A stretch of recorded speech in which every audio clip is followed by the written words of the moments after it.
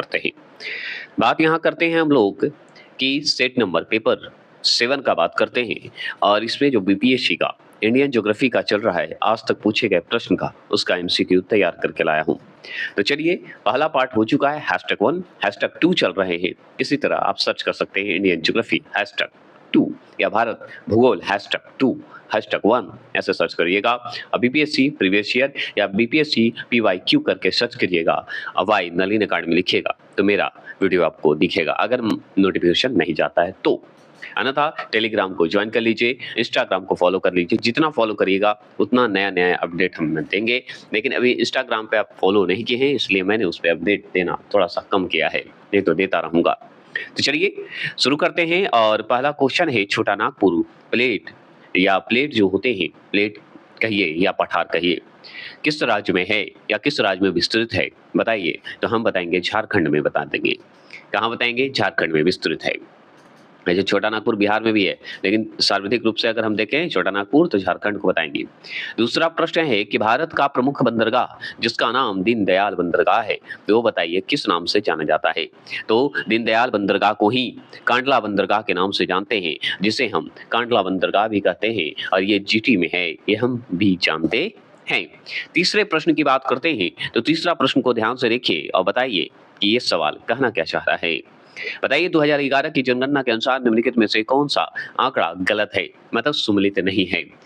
बताइए कौन सा नहीं है इस ऑप्शन के हिसाब से। तो जान लीजिए, सर्वाधिक जनसंख्या घनत्व अगर पूछे तो पश्चिम बंगाल कैसे हो जाएगा बिहार को छोड़कर। बिहार में साथ है ना घनत्व के हिसाब से, तो एकदम तो ऑप्शन नंबर ए ही तो गलत है और सब सही है। क्लियर।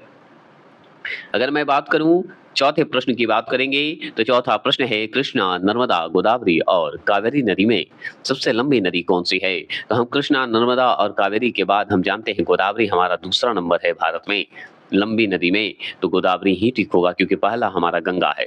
तो इस ऑप्शन के हिसाब से तो गोदावरी सबसे प्रथम होगा, है कि नहीं, याद रखिएगा। तो गोदावरी नदी, बताइए गोदावरी नदी जो है कहाँ से निकलती है और कहाँ बहती है। ऐसे साउथ इंडिया का ये सब जाकर साउथ इंडिया में ज्यादा बहती है ये सब नदी, निकले कहीं से भी लेकिन साउथ इंडिया में जाके बहेगी। पांचवें प्रश्न की बात करते हैं, प्रायद्वीपीय भारत की चोटियों का सही अवरोही क्रम बताना है। अवरोही क्रम मतलब होता है डिसेंडिंग ऑर्डर, मतलब बड़ा से भाई छोटा के, बड़ा भाई को लीजिए और छोटे भाई का तक आपको रोक देना है। तो आप जानते हैं कि प्रायद्वीपीय भारत की चोटी जो है जितना भी आपको दिखेगा वो याद रखिएगा अन्य मुड़ी बोलिए या बोला जाता है इसे अन्यमुदी भी बोलते हैं। तो अन्यमुदी तो ये जो है केरल का है, ये तो सबसे फेमस और सबसे ऊंची है, तो प्रथम है, सबसे बड़ा है, तो ये हो गया। टोडा बेटा दूसरे नंबर पे आता है और गुरु शिखर तीसरे नंबर पे और महेंद्रगिरी चौथे नंबर पे। तो इस ऑप्शन के हिसाब से आपको ये बात तो सही है, तो इसमें दिक्कत तो है नहीं। तो प्रायद्वीपीय भारत की चोटियों का सही क्रम जो है ऑप्शन नंबर बी आपका सही बता रहा है। तो ऑप्शन नंबर बी आप सही लगाइएगा और आपका आंसर सही हो जाएगा। चलिए आगे चलते हैं। अब टोडा पाई जाती है, तो टोडा जनजाति पाई जाती है कहाँ, ठीक है। तो देखिए टोडा उड़ीसा उस समय ऑप्शन में सही था, क्योंकि टोडा जनजाति जो है उड़ीसा में मिलता है, लेकिन मुख्य रूप से अगर देखा जाए तो नीलगिरी पहाड़ी के निवासी हैं, मतलब तमिलनाडु में है। तो हमसे पूछा टोडा जनजाति पाई जाती है, तो तमिलनाडु में ज्यादातर पाई जाती है, इससे टोडा जनजाति हम लगाएंगे तमिलनाडु। नहीं तो उड़ीसा में भी जाती है, भारत में कई अलग अलग जाति है ना, सब अलग अलग फैले हुए हैं, ऐसा थोड़ी कि इसी में सिर्फ है। अगर बात करें सौर ऊर्जा परियोजना के लिए सही मेल कौन सा है, तो देखिए सौर ऊर्जा परियोजना के हिसाब से मेल अगर देखा जाए तो मेल तो था कि ऐसे से मिलाना था, ठीक है, सही मेल, लेकिन यहाँ पे नहीं है। इसमें हम तैयार कर दिए हैं कि इसमें से ही एक आंसर बता देना है। तो देखिए सही मेल है, देखिए यहाँ पे लिखा हुआ था कि सही मेल नहीं है, तो कौन सही मेल नहीं है, तो देखिए ये सही मेल नहीं है, ठीक है, क्योंकि ये तो यहाँ है ना कर्नाटक में है, तो ये हमारा क्वेश्चन इसलिए मैंने नहीं को हटा के खाली कर दिया सही में, तो मतलब पावागढ़ कर्नाटक ये सही मेल। प्रश्न की बात करें तो 1969 में और 1969 से लेके 70 में मतलब 70 मतलब 1969 से लेके 70 में 32.33% खनिज उत्पादन कर अग्रणीय राज्य था। कौन अग्रणीय हो गया भाई 1970 के हिसाब से, बताएंगे। तो हम जानते हैं बिहार हमारा था, कौन था, बिहार। और बीपीएससी का पीवाईक्यू है, मतलब प्रीवियस ईयर क्वेश्चन है। अब देखिए 9वें प्रश्न की बात करते हैं। तो 9वां प्रश्न क्या बोलता है कि जे एन टाटा ने जो है सिंहभूम में इस्पात कारखाना किन नदियों के बीच स्थापित किया था? तो देखिए नदियों की बात करें और झारखंड की बात करेंगे, टाटा है कहाँ? झारखंड में। झारखंड के सीभू कहाँ है? सीभूम वो भी है झारखंड में। तो आप जान गए कि स्वर्ण रेखा तो झारखंड में ही है, तो स्वर्ण रेखा। लेकिन शंख नदी नहीं, खरकाई नदी होगा। तो स्वर्ण रेखा और खरकाई नदी के बीच में खोला गया है ये, मतलब इन दोनों पे खोला गया है ये फैक्ट्री। 10वें प्रश्न का 10वां प्रश्न है कि हरित क्रांति मुख्य रूप से सीमित थी। तो सीमित तो होगा ही ना, हरित क्रांति गेहूं के लिए था। अब गेहूं मतलब खाने वाला चीज, तो खाद्यान्न खाद्य फसल में वो आएगा, तो एकदम सीमित ही था, खाद्य फसल में था। चलिए खाने वाले में आ गया। 11वें प्रश्न की बात करते हैं। इसकी बात करते हैं 11वें प्रश्न की, भारत में सिंचाई का महत्वपूर्ण स्रोत है। तो भारत में सिंचाई का महत्वपूर्ण स्रोत क्या है?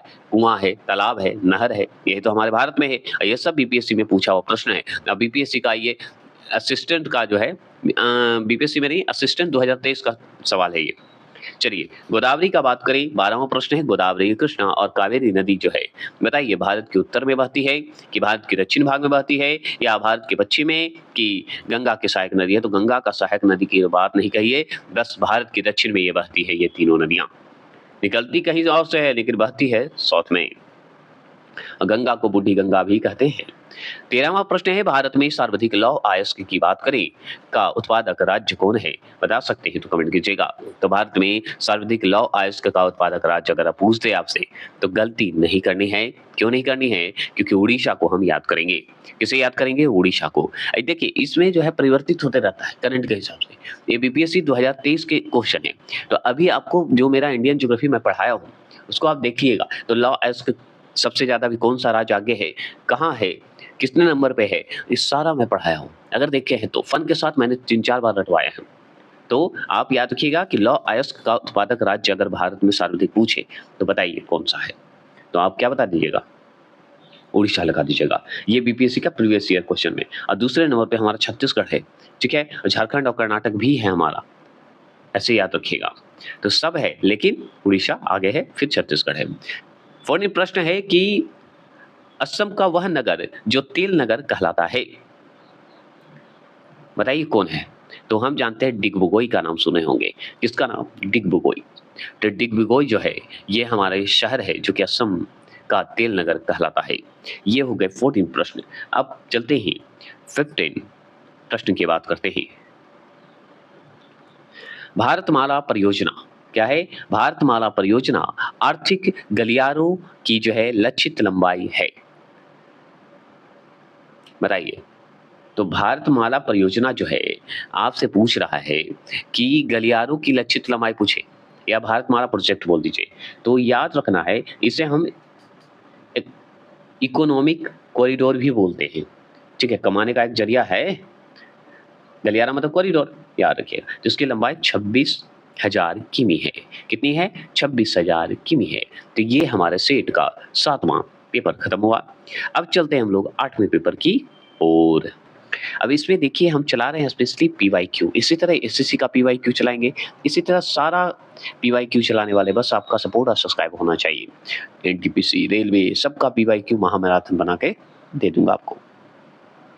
तो चलिए पहला प्रश्न है, विश्व की सबसे बड़ी बहुउद्देशीय मल्टी स्टेज लिफ्ट सिंचाई परियोजना जो है कालेश्वरम स्थित है। तो कहाँ कालेश्वरम स्थित है बता सकते हैं, कमेंट कर सकते हैं, प्लीज बताइए।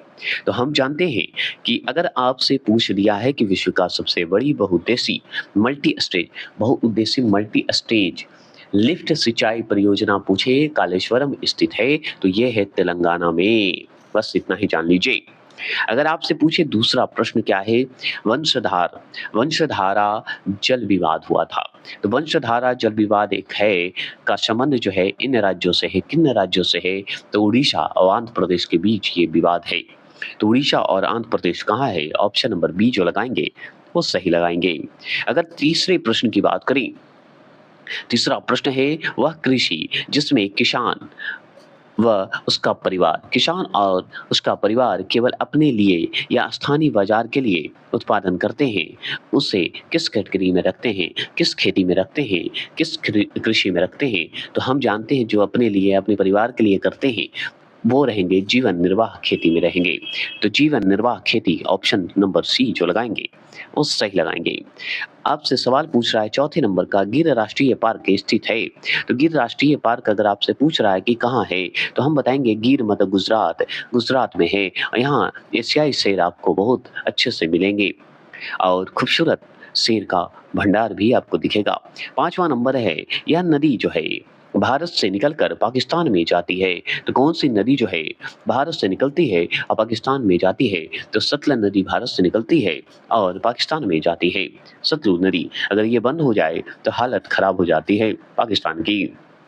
छठे प्रश्न की बात करें, लिपुलेख दर्रा स्थित है। तो लिपुलेख दर्रा जो है स्थित है, तो लिपुलेख जैसे ही शब्द आए तो लिपुलेख उत्तराखंड यूटी याद रखिएगा। तो उत्तराखंड में लिपुलेख दर्रा आपको देखने को मिलेगा।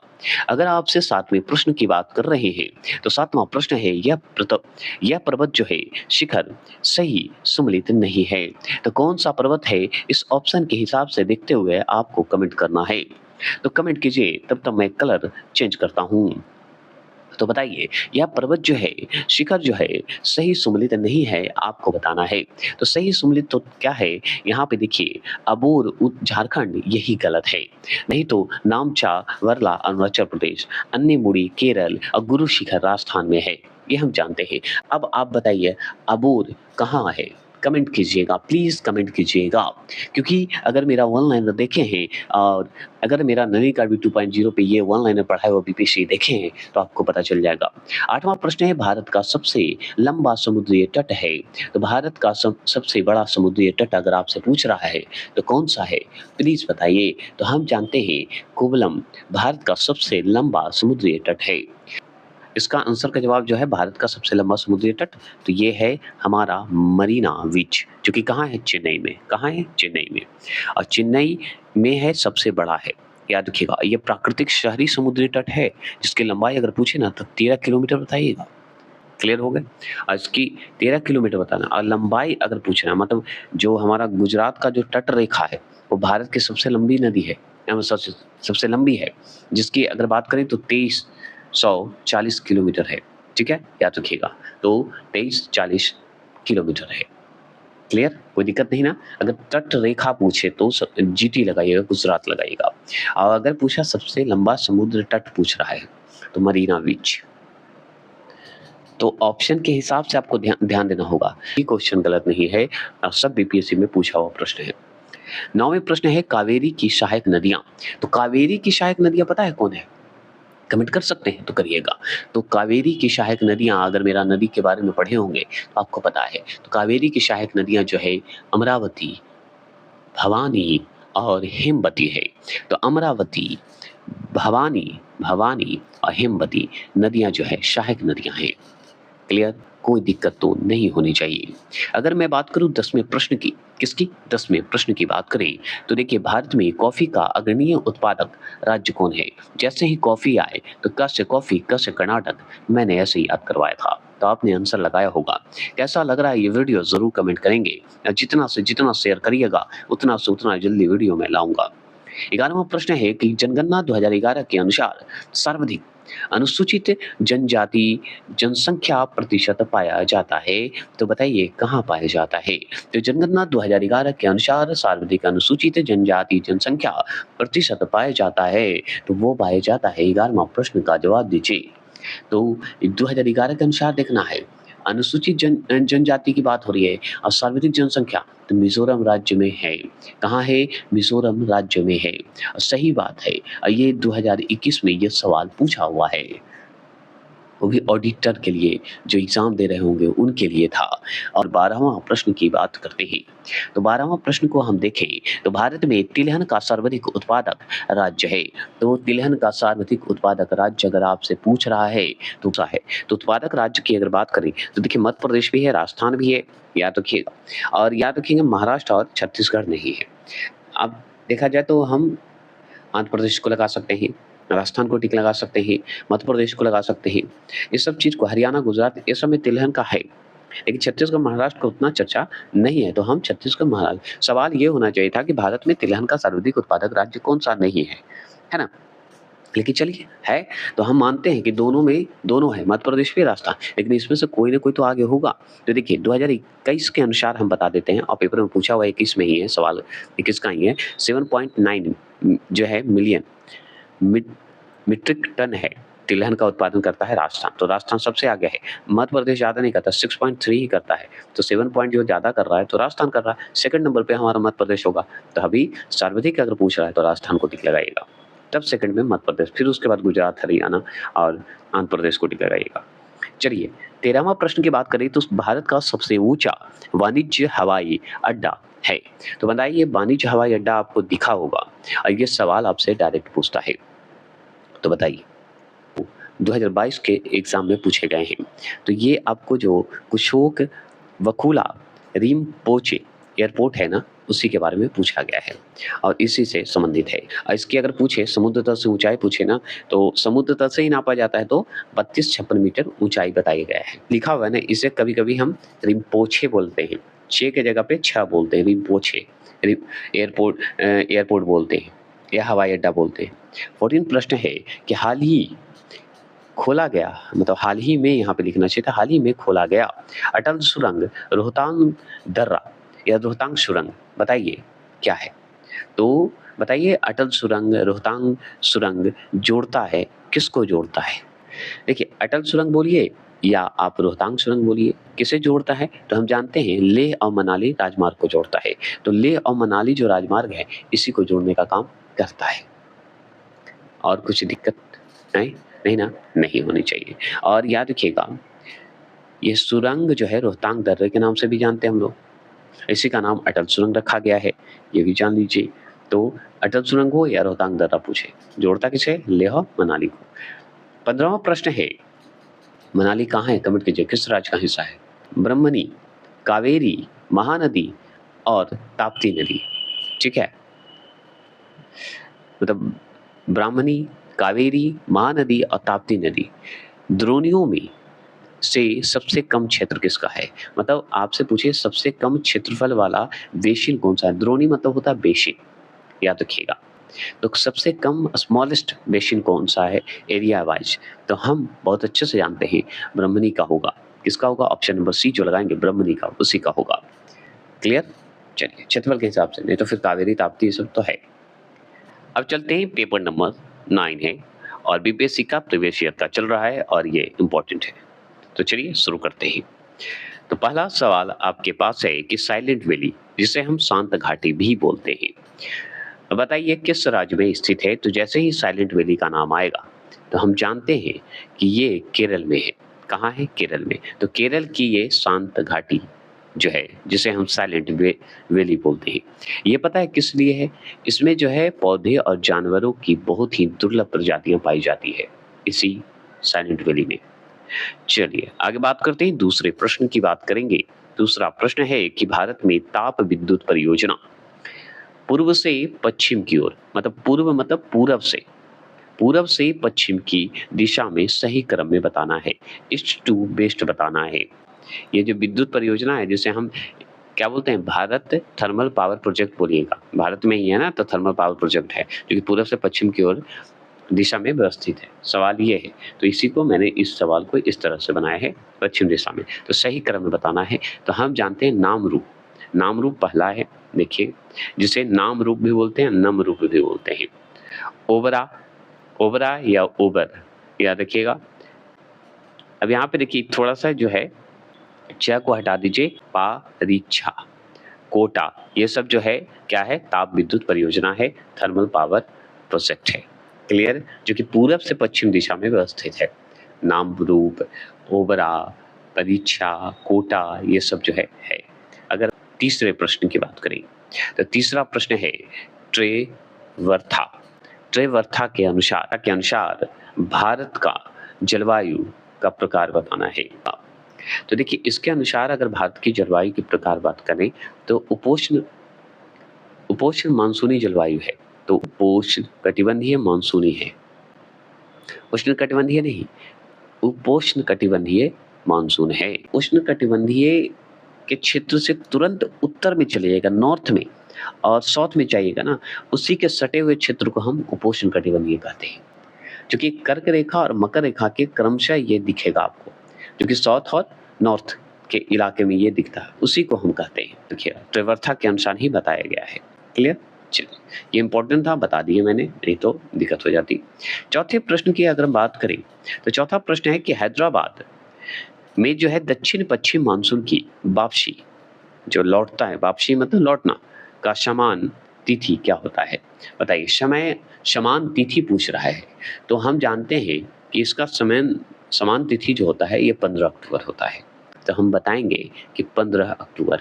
तो हैदराबाद में है ना साउथ और वेस्ट मानसून अगर वापस लौट रहा है तो 15 अक्टूबर डेट बता दीजिएगा, इसमें सोचना ही नहीं है। अगर पूछे भारत का सर्वाधिक नगरीकृत राज्य पूछे, तो ये पूछा हुआ बीपीएससी में प्रश्न है। तो नगरीकरण बोल दीजिए या नगरीकृत बोल दीजिए, तो गोवा तो है, गोवा ही है ना। चलिए, अगर मैं छठे प्रश्न की बात करें तो छठा प्रश्न को देखिए और बताइए कि मालनाड क्षेत्र जो है संबंधित है। तो मालनाड क्षेत्र संबंधित है, ये टायर जो 2023 में एग्जाम हुआ था उसका है। तो मालनाड क्षेत्र का संबंध जो है कर्नाटक के पठार से है, तो कर्नाटक के पठार से ये आपको दिखेगा। ये भी क्लियर हो गए। अगर सातवें प्रश्न की बात करें, किसकी बात करें? सातवें प्रश्न की बात करें, तो सातवें प्रश्न को देखिए और समझिए कि दक्षिण प्रायद्वीपीय उच्च भूमि किस भूभाग का हिस्सा है? तो किस भूभाग का हिस्सा बताया गया है, बताइए।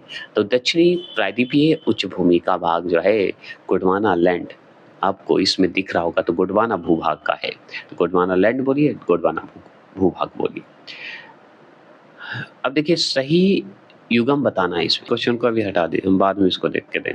इन तीनों में से कोई आंसर नहीं होगा, याद रखिएगा, उपरोक्त में से कोई नहीं होगा। तो आप इसे छोड़ सकते हैं, 8 और 9 सवाल को छोड़ सकते हैं, 10 सवाल को आप देख सकते हैं। 10वां प्रश्न क्या है सुनिए। 10वां प्रश्न बताता है कि लिका भानी हिमनद किस राज्य में स्थित है? तो लिका भानी हिमनद किस राज्य में स्थित है, ये आपसे अगर पूछे तो बताइए। देखिए लिका भानी लिख दिया यहाँ पे लिखा जाता है लिखा, सुनिएगा, लिखा क्या है? पानी नदी।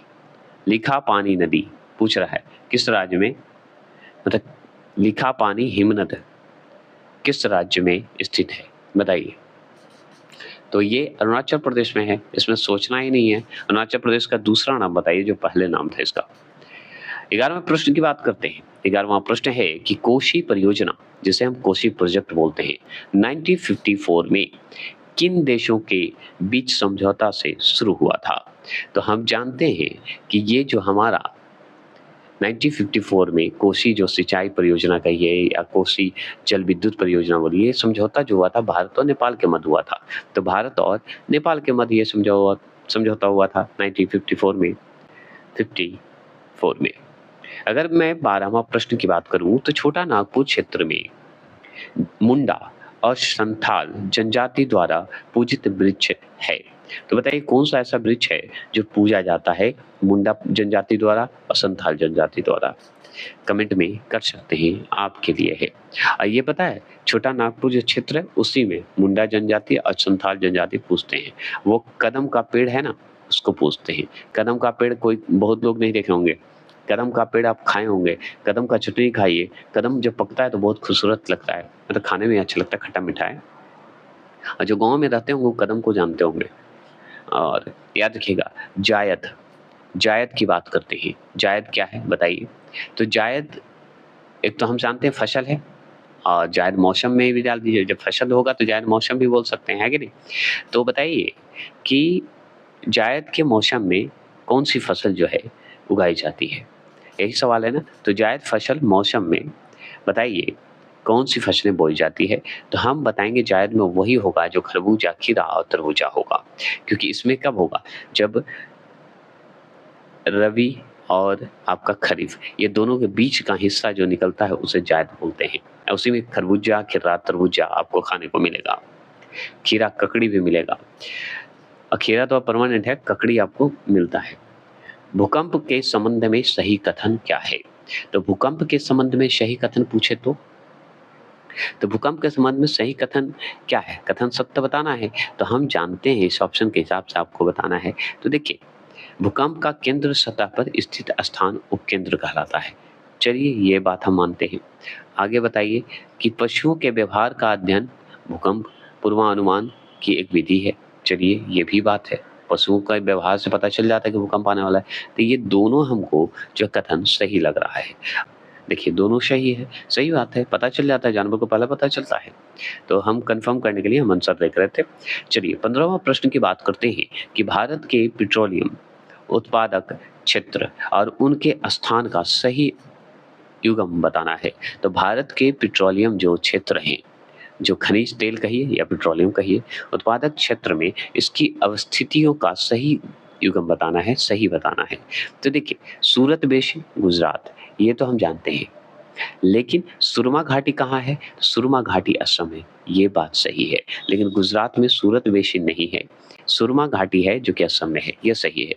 हाँ, ये देखिए लूनेज जो क्षेत्र है, यहाँ पे आना चाहिए था जीटी, लेकिन यहाँ पे है राजस्थान, तो ये भी गलत है। कावेरी घाटी भाई महाराष्ट्र कहाँ से? ये भी काट दिए। तो ये आपका सुरमा घाटी सही है आंसर, यही मिलान करना था। ये टायर 2023 के हिसाब से पूछा हुआ है, टायर नहीं टीयर। टायर बोलने का आदत है इसलिए बोल देता हूँ। एक तरह से एग्जाम टायर की तरह है ना, लगता है सॉफ्ट है लेकिन एग्जाम देते हैं तो लगता है हार्ड है।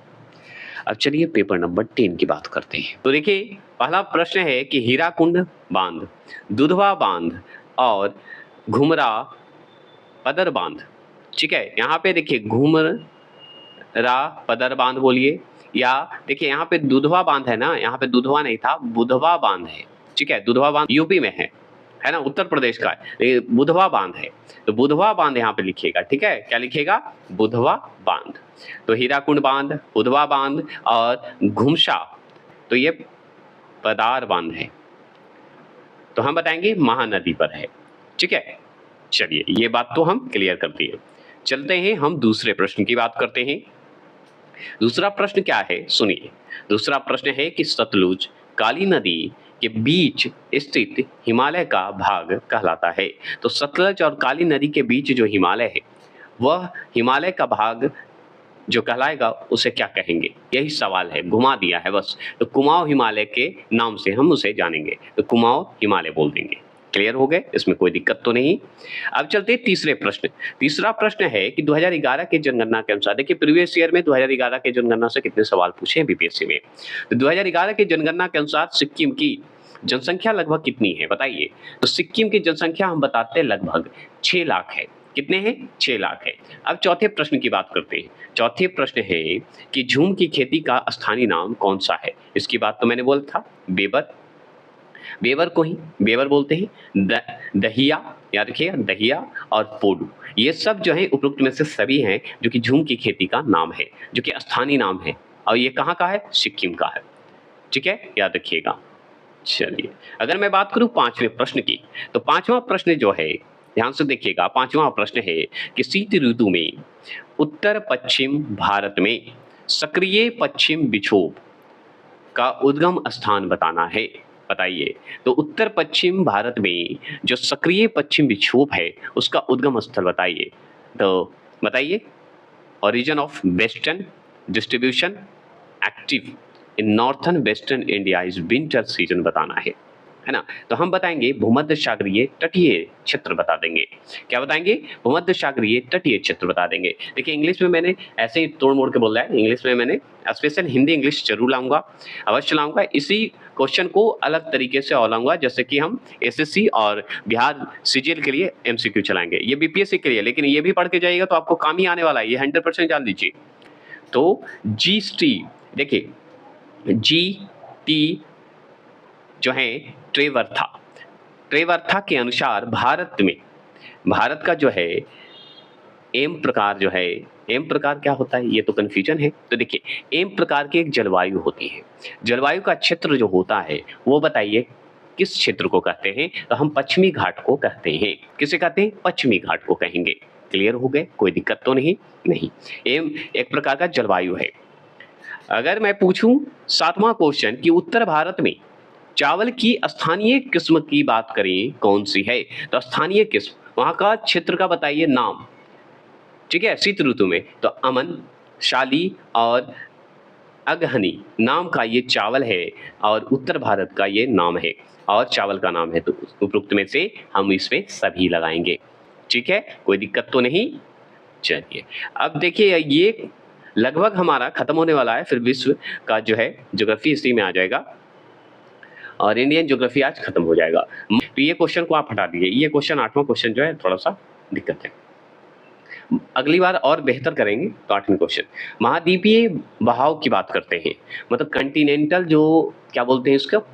देखिए अब विश्व इसमें मैंने लिखा नहीं, यहाँ से शुरू हो जाता है, 9वें क्वेश्चन से शुरू हो जा रहा है वर्ल्ड ज्योग्राफी। ठीक है, क्या हो जा रहा है, वर्ल्ड ज्योग्राफी यहाँ से शुरू हो जा रहा है। तो 9वें क्वेश्चन देखिए, महाद्वीपीय बहाव की बात करते हैं, कंटिनेंटल जो ड्रिफ्ट है उसकी शुरुआत होती है, का सिद्धांत किसने दिया था, ये सवाल आपसे पूछ रहा है। तो हम बताएंगे वेगनर ने दिया था। तो ए वेगनर का नाम आता है। ठीक है, ए वेगनर का नाम आता है। अगर बात करूं 10वां क्वेश्चन, वर्ल्ड ज्योग्राफी अब चलने लगे हैं। ठीक है, तो 10वां क्वेश्चन है कि सूर्य को हमारी आकाशगंगा के केंद्र की परिक्रमा करने में कितना समय लगता है। तो कितना समय लगेगा बता सकते हैं। तो हम जानते हैं कि इसका समय 25 करोड़ वर्ष लगेगा। कितना लगेगा, 25 करोड़ वर्ष लगता है। अगर आपसे पूछ रहा है 11वां प्रश्न कि हमारे अंतरिक्ष में तारामंडलों की संख्या कितनी है, तो ये बीपीएससी के हिसाब से आपको बताना है। 41th बीपीएससी में पूछा गया प्रश्न है और 56 और 59 में भी पूछा हुआ प्रश्न है। तो बताइए, तो हम जानते हैं कि 44 बीपीएससी में पूछा है। तो हमारे अंतरिक्ष में तारामंडल की अगर बात करें तो 88 बताया जाता है। कितना, 88, मतलब 8 बताया जाता है। 12वें प्रश्न की अगर हम बात करें तो 12वां प्रश्न है कि ध्रुव तारे की दिशा बताने वाली तारामंडल है, तो उसे क्या कहते हैं। तो ध्रुव की ओर बात करें तो ध्रुव के तारे की ओर अगर हम बात कर रहे हैं तो सप्तऋषि बोला जाता है। क्या बोलते हैं, सप्तऋषि बोला जाता है, जिसे हम सप्तऋषि के ही नाम से जानेंगे। अगर 13वां प्रश्न की बात करें, 13वां प्रश्न है कि सौर मंडल में शामिल नहीं है। तो सौर मंडल में शामिल नहीं है मतलब सौर मंडल का भाग नहीं है। कौन नहीं है, ये 55 बीपीएससी और 53 बीपीएससी में पूछा हुआ प्रश्न है।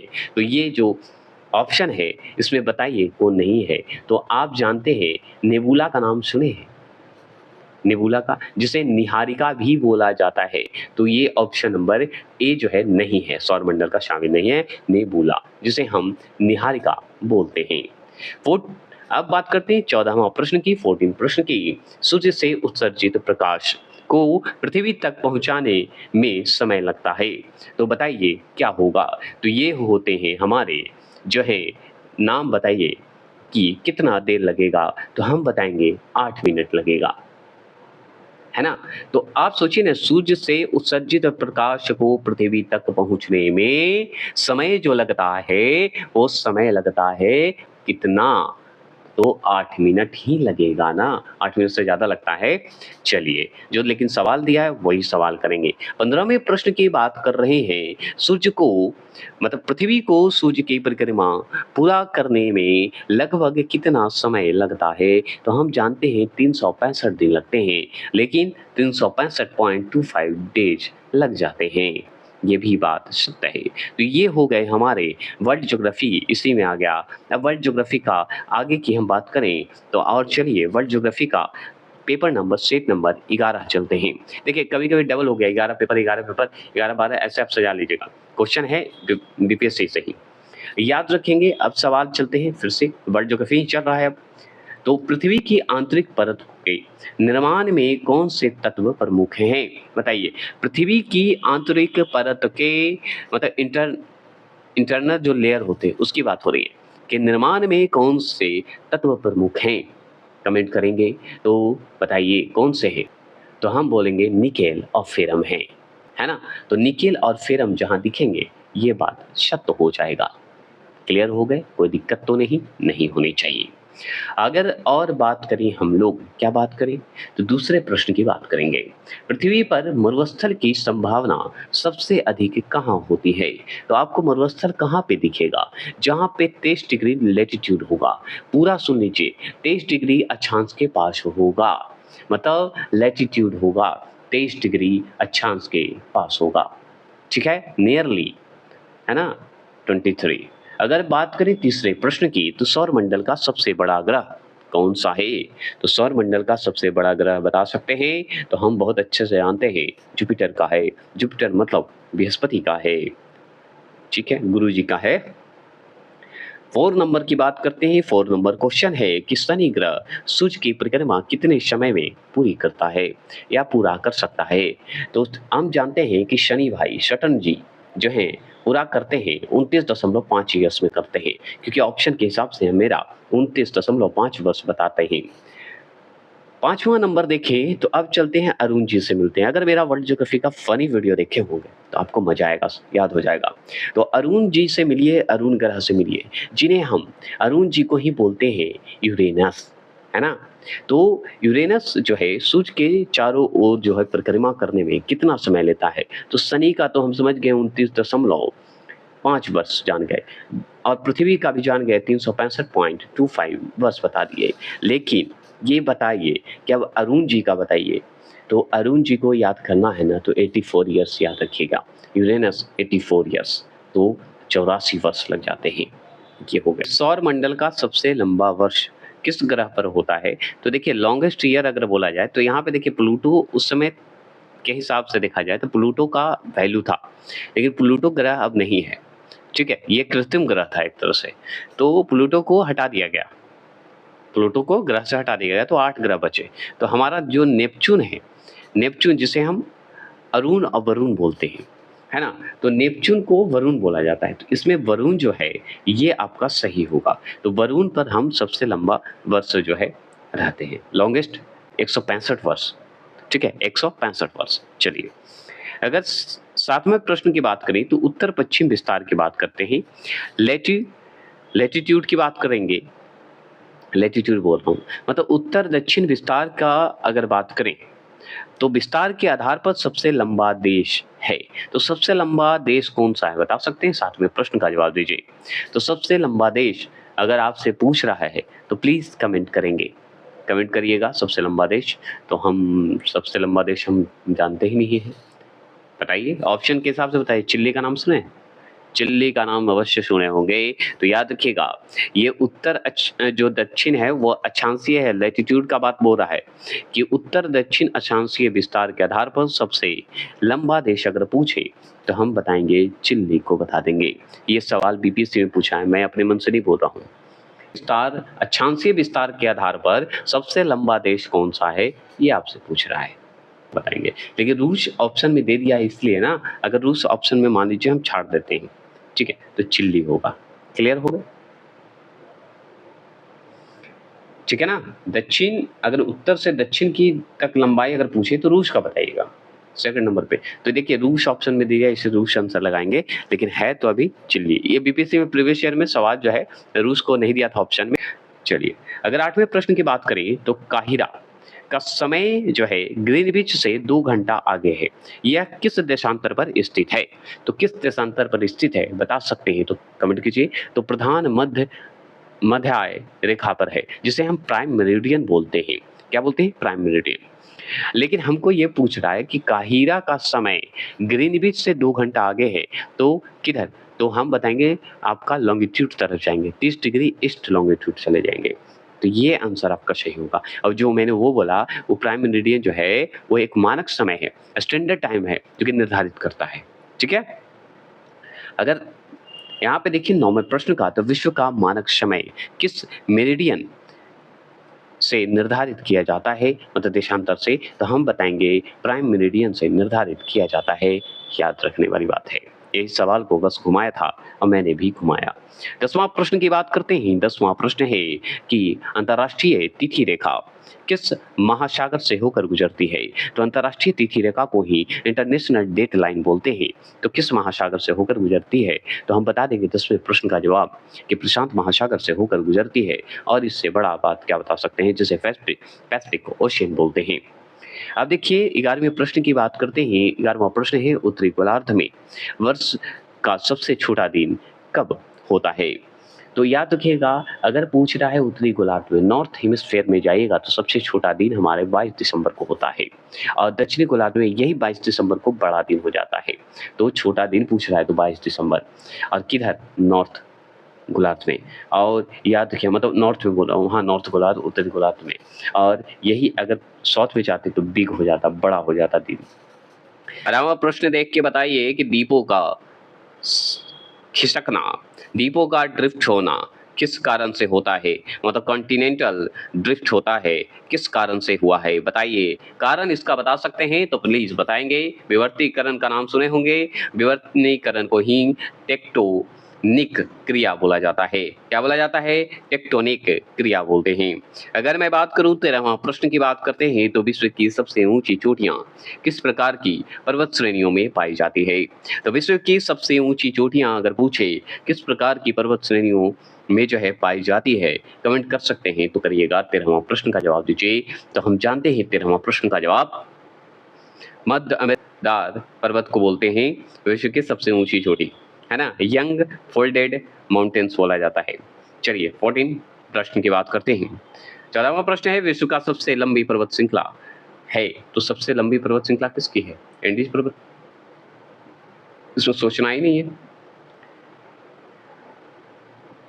15वां प्रश्न है यूरोप की एक प्रमुख पर्वत श्रृंखला है, यूरोप की एक प्रमुख पर्वत श्रृंखला का नाम बताइए। तो अल्पस पर्वत श्रृंखला, ये हम जानते हैं, इसमें सोचना ही नहीं है। चलिए, तो ये हो गए हमारे 12 सेट हो चुके हैं। अब चलेंगे हम लोग 13वें सेट की ओर चलते हैं, जो कि है नहीं। नेक्स्ट इसका पीडीएफ बनाकर मैं करता हूँ। आपको अगर पीडीएफ चाहिए या नलिन अकेडमी को अगर व्हाट्सएप ज्वाइन कर लीजिए, लिंक दिया हुआ है, टेलीग्राम को ज्वाइन कर लीजिए और इंस्टाग्राम को भी ज्वाइन कर लीजिए, क्योंकि अगर ज्वाइन कर लीजिएगा तो आपके लिए ही फायदा होगा, क्योंकि नलिन अकेडमी अब नए तरीके से लाने वाला वीडियो कंटेंट है। और अगर ये कंटेंट अगर आप पढ़ के जाते हैं तो अवश्य होगा रिजल्ट। ये नलिन अकेडमी भरोसा दिलाता है जीके जीएस में।